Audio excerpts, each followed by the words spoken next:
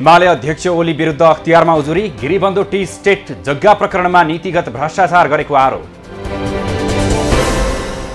गठबन्धन बचाउन प्रयासरत रहेको माओवादी केन्द्रका अध्यक्ष दहालको भनाई, एमसीसीलाई निकास दिने विषयमा समेत प्रयत्न भइरहेको जानकारी। देउबा र दहाल बीच प्रधानमन्त्री निवास बालुवाटारमा भेटवार्ता, एमसीसी विधेयक निर्वाचनपछि मात्रै संसदमा अघि बढाउन दहालको आग्रह।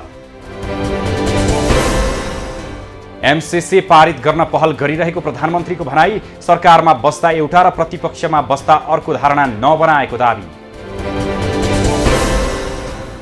सरकारद्वारा 2300 विद्यालयमा एकैसाथ आईसीटी ल्याब स्थापना, शैक्षिक सुधारका लागि सम्बन्धित निकायलाई सचेत भएर काम गर्न निर्देशन।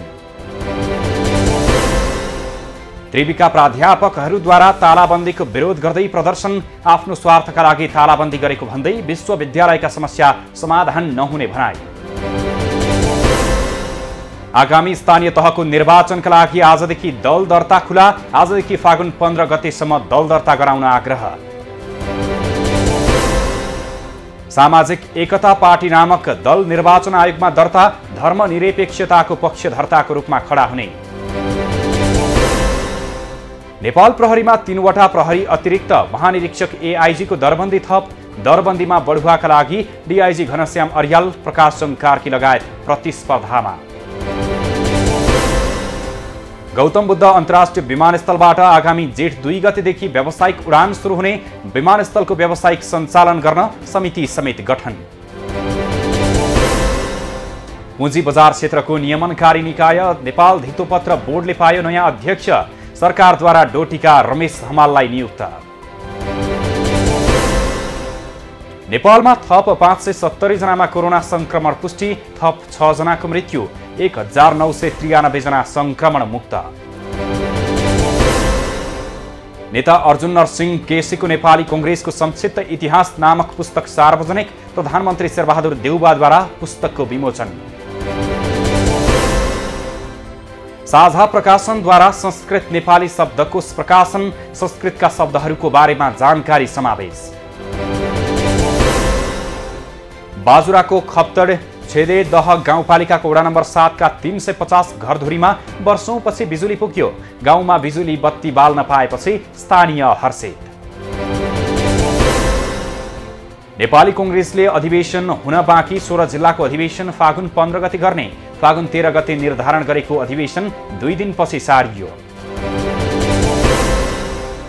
तरलता समस्या समाधान नभएपछि राष्ट्र बैंकले 30 अर्ब रुपैयाँ पठाउने, बैंक तथा वित्तीय संस्थाले बिहीबारसम्म बोल कबुल गर्न सक्ने। शेयर बजारमा बिहीबार नेप्से परिसूचक करिब 2 अङ्कले घटेर बन्द, 2 अर्ब 27 करोड 81 लाख रुपैयाँ बराबरको शेयर खरिद बिक्री। बाँकेको खजुरामा 4 लेन सडक समयमा निर्माण नहुँदा स्थानीयलाई शास्ति, यात्रुलाई बारम्बार चोट लागेपछि स्थानीय आन्दोलित। नेकपा एमाले निकट युवा संघद्वारा मूल्य वृद्धि विरुद्ध सांकेतिक प्रदर्शन, मूल्य वृद्धि नियन्त्रण गर्न सरकारलाई दबाव। बाजुराको बुढीगङ्गा नगरपालिकामा जनप्रतिनिधिहरूको लापरवाहीका कारण नगरवासी हैरान, 3 महिना बित्न लाग्दा समेत प्रमुख प्रशासकीय अधिकृत नहुँदा आक्रोशित। झापाको शनिस्तरेमा सञ्चालित शनि अर्जुन मार्टद्वारा सेवा विस्तार, सामग्री खरिद गर्ने ग्राहकलाई सदस्यता कार्ड वितरण गरिने।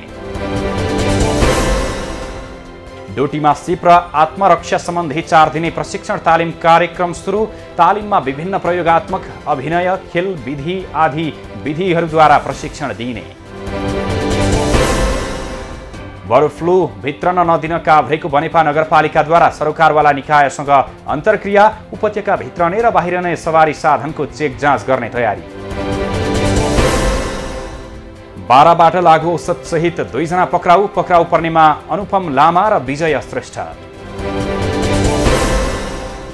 रेडियो नेपालले अस्वीकृत गरियो 11 जनाको दरखास्त, शैक्षिक योग्यता 35 वर्ष उमेर हद र अनुभव नमिलेको भन्दै खुल्लाका 10 र आन्तरिकका 1 जना उम्मेद्वारको दरखास्त स्वीकृत। भन्सार एजेन्टको परीक्षा केन्द्र तोकियो, यही फागुन 28 गतेदेखि हुने परीक्षाका लागि काठमाडौँका 45 स्थान तोकियो। धनगढीमा मोटरसाइकल अनियन्त्रित भएर दुर्घटना हुँदा चालकको मृत्यु हुनेमा 31 वर्षीय दलबहादुर भट्टराई। बागलुङमा ज्येष्ठ नागरिकलाई फाइबर स्थिरक र टर्चलाइट प्रदान, 85 वर्षमाथिका सबै नागरिकलाई सम्मान र सहायता सामग्री हस्तान्तरण। बसको ठक्करबाट काठमाडौँको बालाजुमा 2 जनाको मृत्यु हुनेमा 18 वर्षीय विकास तामाङ र नाम नखुलेकी 50 वर्षीय महिला।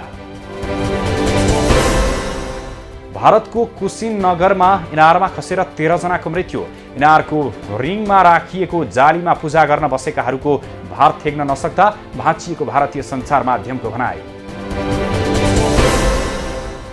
सरकारले 7 महिनामा 263 व्यावसायिक फर्मलाई गरियो कारबाही, 79,80,000 राजस्व सङ्कलन।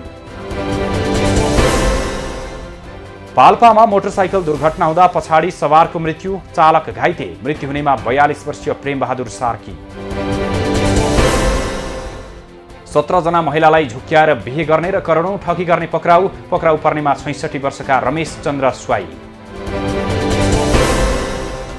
ब्राजिलको पोर्ट्रोपोलिस सहरमा अचानक आएको बाढी पहिरोमा परेर मृत्यु हुनेको संख्या 100 पुग्यो, अन्य 35 जना अझै बेपत्ता। फुटबलर हरि खड्का नक्कली प्रमाणपत्र सम्बन्धी मुद्दामा दोषी ठहरे, झुटो प्रमाण पेश गरेर प्रहरी सहायक निरीक्षक पदमा नियुक्ति लिएको अख्तियारको दाबी। युक्रेनको सीमाबाट आफ्नो सेना हटाइएको भन्ने रुसको दाबी गलत भएको अमेरिकाको भनाई, आक्रमण गर्नका लागि हल्ला फिजाइएको आरोप।